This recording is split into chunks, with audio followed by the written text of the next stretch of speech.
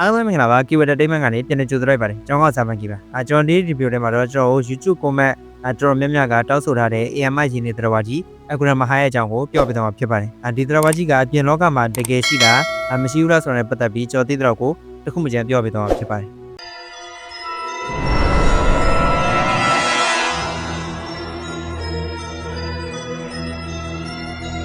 ထုံးစံတိုင်းပဲပထမဆုံးတစ်ခုအနေနဲ့ကြိုပြောထားချင်တာကဒီ Agram ဟာလို့ခေါ်တဲ့ AMI ရင်းနေတဲ့တော်ကြီးက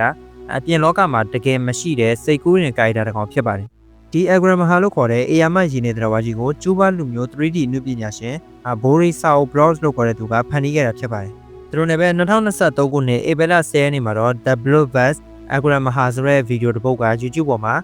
ပြန့်နှံ့ခဲ့ပါတယ်ဒီဗီဒီယိုကအရန်ကိုနာမည်ကြီးသွားပြီးတော့ဒီကနေမှတက်ဆင်ဒီ Agram ဟာဆိုတဲ့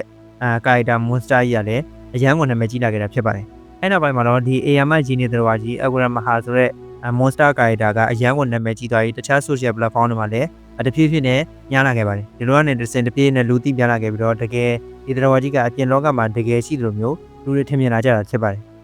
ဒီနေရာမှာတစ်ခုကြားဖြတ်ပြီးပြောချင်တာကကျွန်တော်ရှေ့ကပြောခဲ့တဲ့ The Bloodbath Agram ဟာဆိုတဲ့ဗီဒီယိုကိုလည်းကျွန်တော်ရဲ့ video description မှာ link ချပေးထားပါမယ်နောက်ပြီးတော့ကျွန်တော်ဒီ blog အကြောင်းကိုလည်းကျွန်တော်ဗီဒီယိုလုပ်ထားရပါတော့မကြည့်ရသေးလို့ရှိရင်ကျွန်တော်ရဲ့ channel ထဲမှာဝင်ရောက်ကြည့်ရှုလို့ရပါတယ်ကျွန်တော်ဒီဗီဒီယိုရဲ့အဆုံးမှာလည်းဖော်ပြပေးထားပါမယ်ဒါဆိုရင်ဒီတော်ကြီးရဲ့ပုံမှန်သဏ္ဍာန်ကိုတက်ပြီးပြောပြပေးချင်ပါတယ်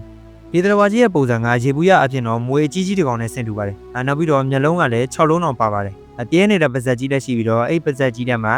ရေတွက်လို့မရနိုင်အောင်ARကြီးမားတဲ့သွားချောင်းပေါင်းမြောက်များစွာကိုလည်းပိုင်ဆိုင်ထားပါတယ်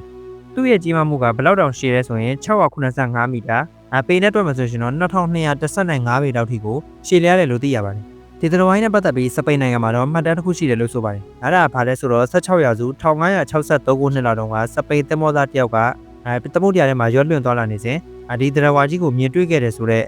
တက်သေးထောက်တာပေါ့နော်မြင်တွေ့ခဲ့တယ်ဆိုတော့မှတ်တမ်းတစ်ခုကိုစာအုပ်တုံးမှာရေးသားခဲ့တယ်ဆိုတော့အကြောင်းအရာဖြစ်ပါတယ်နောက်ပြီးဒီသင်္ဘောသားရေးသားခဲ့တဲ့ဒီ Agram ဟာနဲ့ပတ်သက်တဲ့မှတ်တမ်းက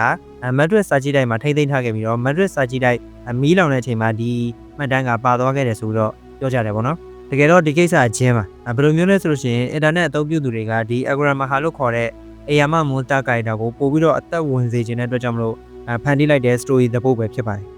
နောက်ဆုံးအနေနဲ့ပြောချင်တာကဒီ Agram ဟာလို့ခေါ်တဲ့ AMI ရင်းနေတဲ့တော်ကြီးကပြင်ပလောကမှာတကယ်မရှိတဲ့စိတ်ကူးရင် Monster ကာရီတာတစ်ကောင်ဖြစ်ပါတယ်ဒီလိုမျိုး AMI ရင်းနေတဲ့တော်က Simon Star ရဲ့အကြောင်းကိုစိတ်ဝင်စားရဆိုရင်ကျွန်တော်ရဲ့ Keyword Entertainment YouTube channel မှာဝင်ရောက်ကြည့်ရှုသွားလို့ရပါတယ်ကျွန်တော်ဘလို့အကြောင်းရဲ့ကတ်သက်လူအကြောင်းရဲ့နောက်ဆုံးစီးတာအကြောင်းရဲ့ကျွန်တော်တင်ပေးထားပါတယ်ဒီ Agram ဟာလို့ခေါ်တဲ့အကောင့်ကြီးကစိတ်ကွင်းကာရီတာဖြစ်တဲ့အတွက်ကြောင့်မလို့သူနဲ့ပတ်သက်တဲ့အကြောင်းအရာတွေကတော့တိတ်ပြီးအများကြီးပြောစရာမရှိပါဘူးဒီနေ့အတွက်ဗီဒီယိုလေးကတော့တော့ပါပဲAgram ဟာနဲ့ပတ်သက်ပြီးပြည်သက်ထင်မြင်ချက်ကိုလည်းအောက်က comment မှာဝင်ရောက်ရေးသားတော့ရပါတယ်နောက်ထပ်ဗီဒီယိုလုပ်စီစဉ်အကြောင်းအရာနဲ့သိကျင်ကြောင်းရှိလို့ရှင်လည်းအောက်က comment မှာဝင်ရောက်ရေးသားတော့ရပါတယ်ကျွန်တော်တက်နိုင်တော့ reset လုပ်ပြီးတော့ဗီဒီယိုပုံပြောင်းဖန်တီးပေးသွားမယ်ဒီလိုဆုံးကြည့်လို့ကျေးဇူးတင်ပါတယ် like subscribe လေးလည်းနှိပ်တော့မေးပါတယ်နောက်ဆုံးတော့အကြောင်းလေးကြောက်ချောက်ကြောင်းလည်းတူပြန်လာခဲ့ပါဦးမယ် bye bye